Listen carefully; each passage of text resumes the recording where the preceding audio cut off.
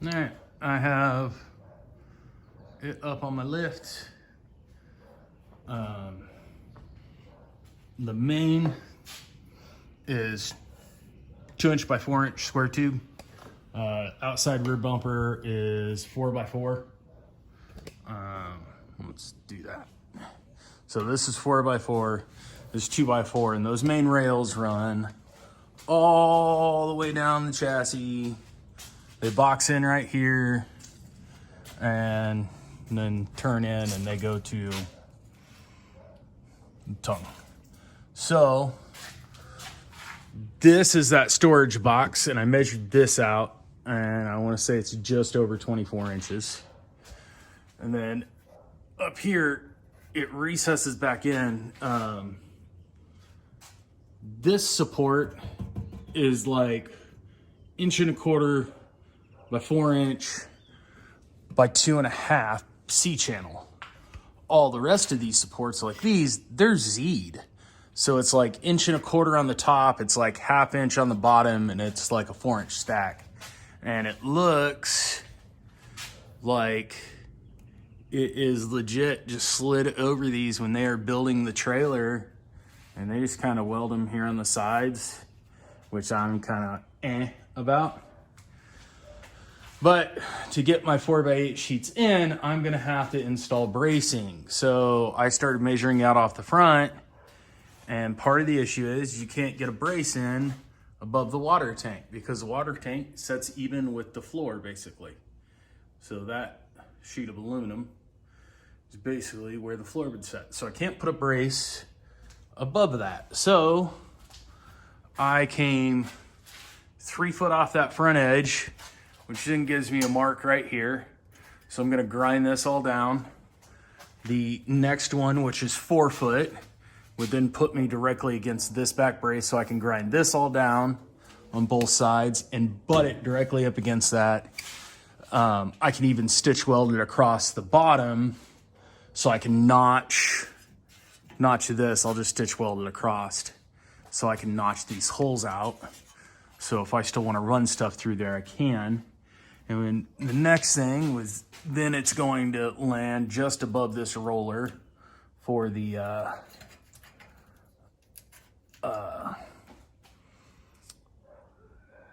lift system.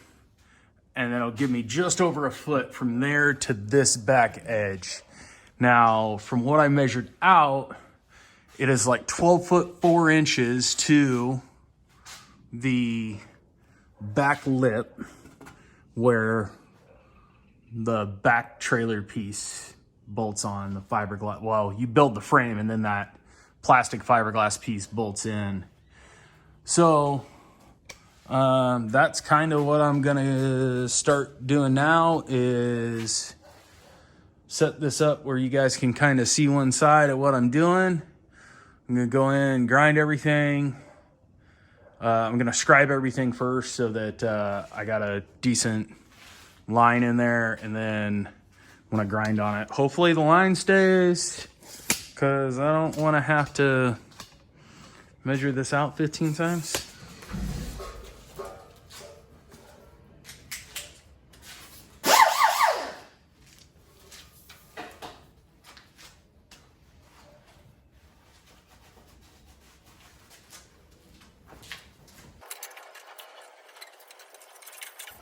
I still use a lot of air tools.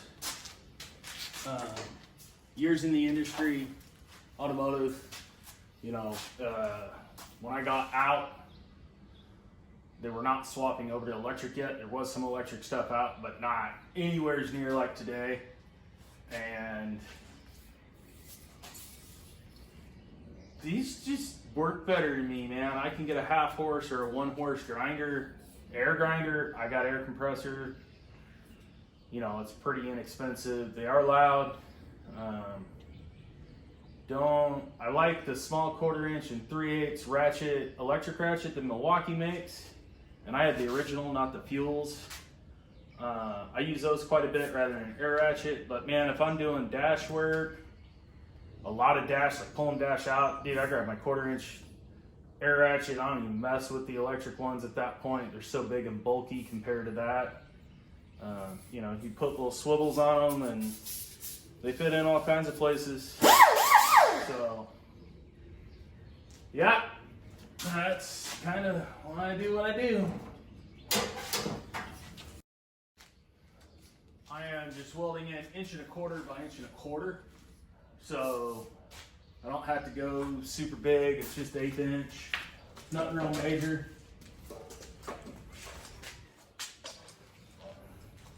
This side is actually going to be like right up against the other,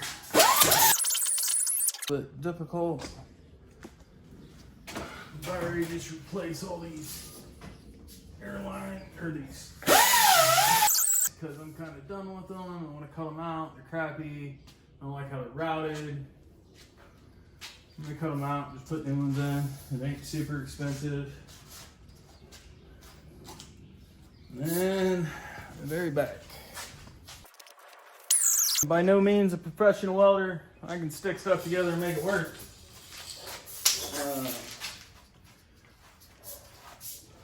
I'd already cut some of these. If I had them. I'm gonna bought 50 feet, quarter, eighth wall. I plan on bracing up the trailer a lot more for the floor.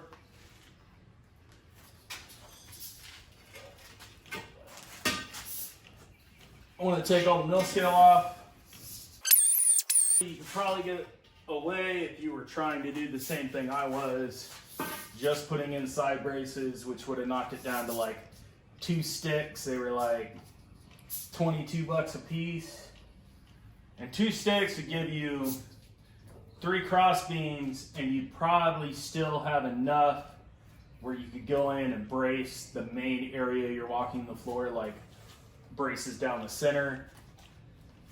Because it's only 55 inches frame rail to frame rail on a 10-foot stick. So, I mean, you got 120 inches and you're only using 110. So you got 10 inches left over from one, and you got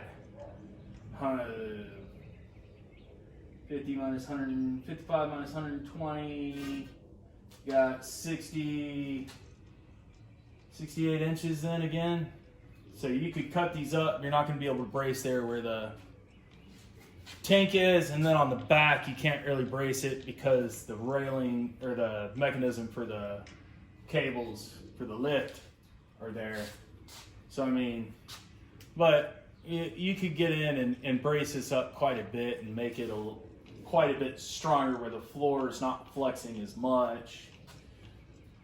Main reason I'm doing it is so my joints are setting on this. By that method, each one of my joints will be 3/4 of an inch onto one of these, which is what I care about.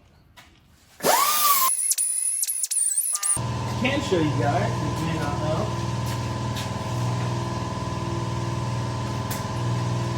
So, guys that are into fab work, you get little fuzzies all over your magnets. Most people try to wipe them off. I found this out a while ago.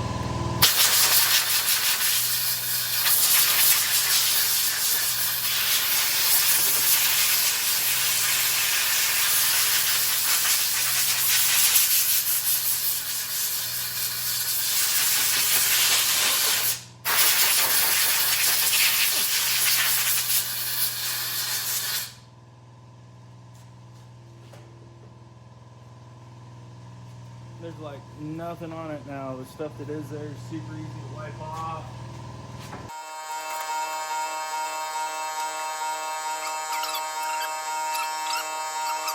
All I got, I have a fucking,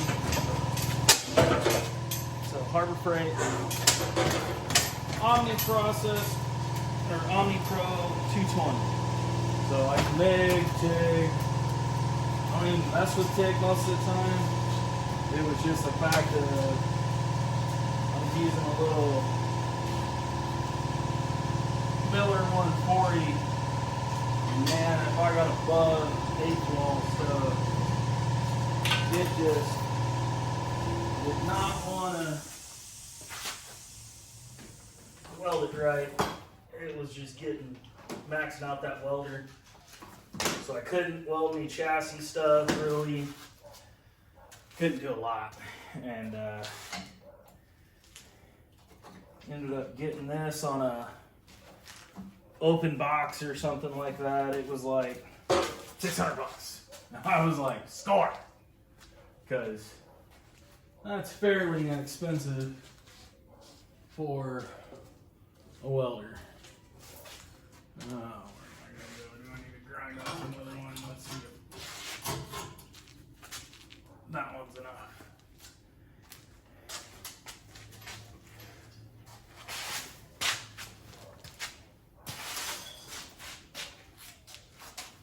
And a lot of people, I'm by no means a professional welder. One thing I did learn though, and this is just from years of doing stuff, this is getting by and having money and not having money and having to still try to do what I want to do, and it's hard when you're poor. And by no means am I poor anymore. I ain't rich, but I ain't poor. There's not really some worried about the grocery bill anymore. But it was, you just do what you can to get by and make what you could. I do a lot of side work. I used to do a lot more side work. And over the past couple of years, I've kind of fallen off from that. So I got to work on my own stuff, which I'd much rather do. But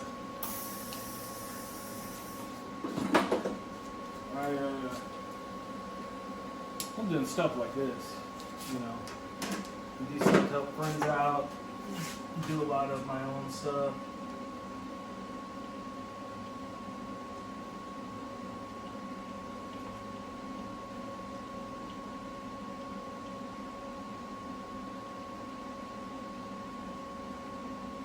There we go, 12 gauge.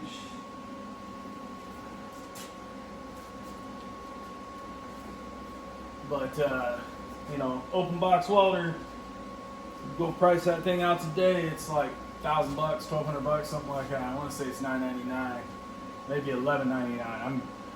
Most of the time I'm looking at on sale prices because that's when people are going to buy them. And I bought this for like $500, $600 just after it came out. Like, it hadn't been out very long, and it was I needed a welder, I needed a bigger box, I needed a couple things, and it was right after Harbor Freight came out to a credit card, man. 0% interest, 36 months.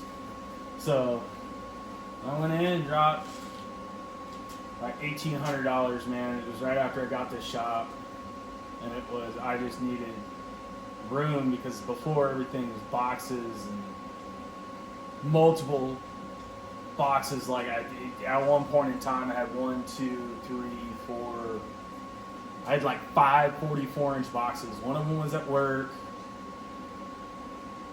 I had the top to it, and then I had another 44 I had at work that I rolled around.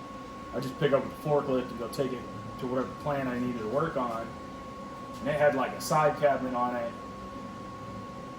And then I had a black 44, 46 here. It's the Husky that's over in the corner. And one of those was a Craftsman 44 that I had had since I was like young. Like, that was like the first box I had bought. I was probably 16 when I bought that box, top and bottom. And then I just got tired of like shoving boxes against boxes against boxes, and like not having the right size drawers for something, like too small or too big, or you know, something like that. Or I needed a deep drawer and I didn't have any more deep drawers. So I went out and I bought a 72 bottom box from Harbor Freight, US General Series 2. I bought a 44 Series 2. I bought a 44 Top Series 2. And I sold off one of my 44s to help pay for it, which was my Craftsman, one of my first boxes I bought. And that thing was beat, and I sold it for cheap. Sold it to some guys there at work. I had like another 25-inch top and bottom at work, like Husky or something that I bought for like $100. It was just super cheap. That had a big open compartment on the bottom, so I could fit a lot of larger stuff in that area. And I sold that off when I quit there.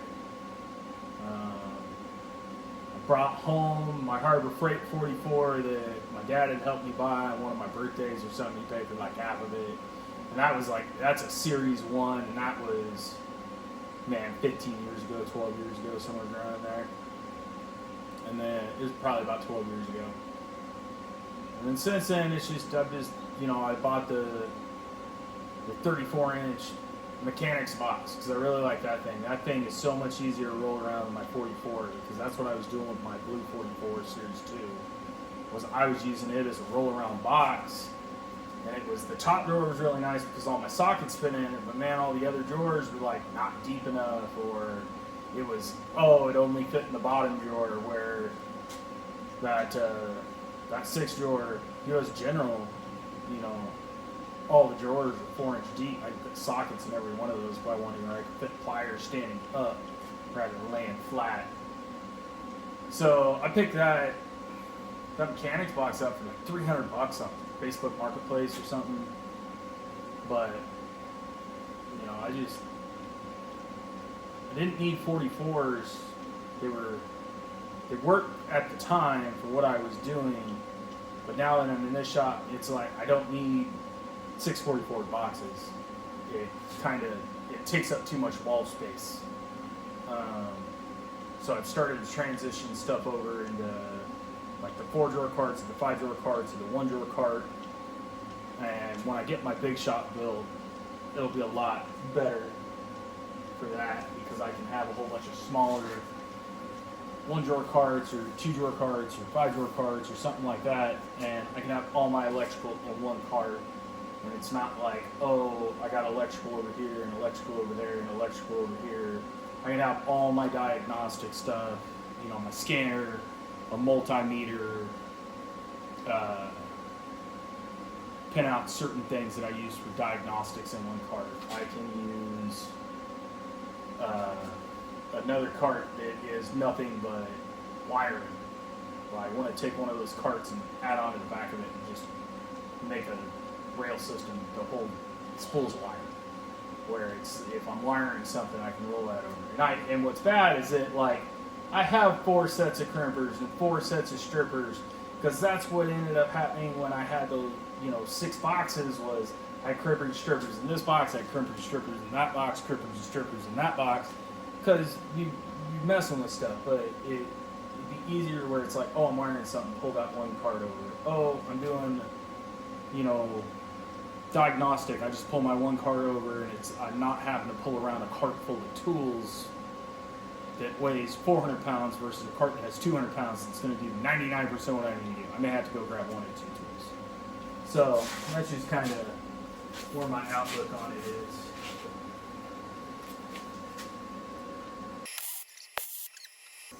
Because I want them to set flush to the floor, and I do not want to have to get in there and grind everything down after I weld these in. And I'm not too worried about what I'm putting in rusting out. So I am not going to weld the tops. I'm welding the bottoms across here, bottoms across here, and that should pretty much take care of it.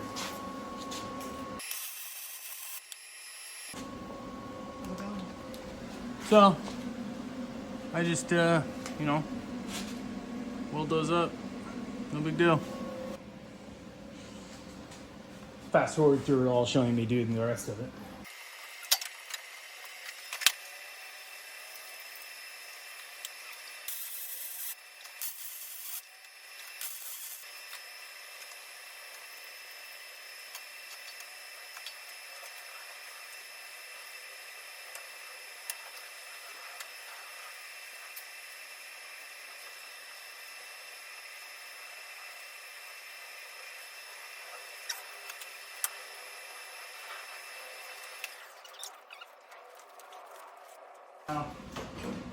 whole bunch more I'm probably going to tack in while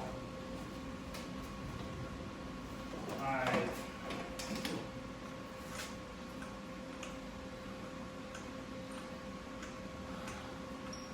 measure some stuff out and put in some braces. So need to do kicker on both sides right here. That'll give me my rear support. And then I want to do a brace from this one to this one, this one to this one, this one to this one, and this one to that one. Which I got plenty. Plus some. So I need two pieces at 20 inches.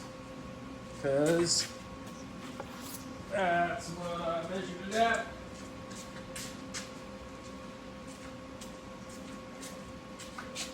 I'm going to show you guys my cutting setup that I use. So it's just a, Bauer with the little Hercules bandsaw attachment. But I Velcro the trigger all the way in. And then I run it off a foot pedal. Man, that's like $10. And it is fantastic. I love it. Makes it way easier.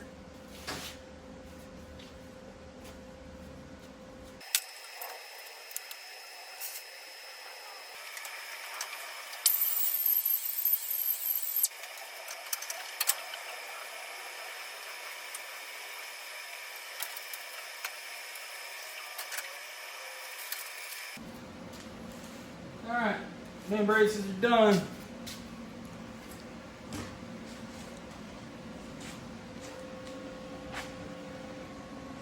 Alright, so here's the bracing I put in. And it goes across. And the same thing on this side. This is the mechanism for the cables to raise and lower it. So I had to figure out a way around that. Basically, my next one fell right up against the back side of that beam. So I went in the corners and then stitched it in 3 places. And then just this front one back across. Now I'll come through and go from this beam to this beam in the center. Make a brace from this beam to this beam, from this beam to this beam to this beam. Yeah, I'll be able to clear that because of the axle. Okay. I can't do one from here to there because the cables and the water tank are in the way. So really I just got to do from this beam forward in the center is all I got to do. So it shouldn't be too horrible. I probably will not make a video of that. I will probably just start doing it and go to town. And that's it. But I mean, that's pretty much the inside of this trailer.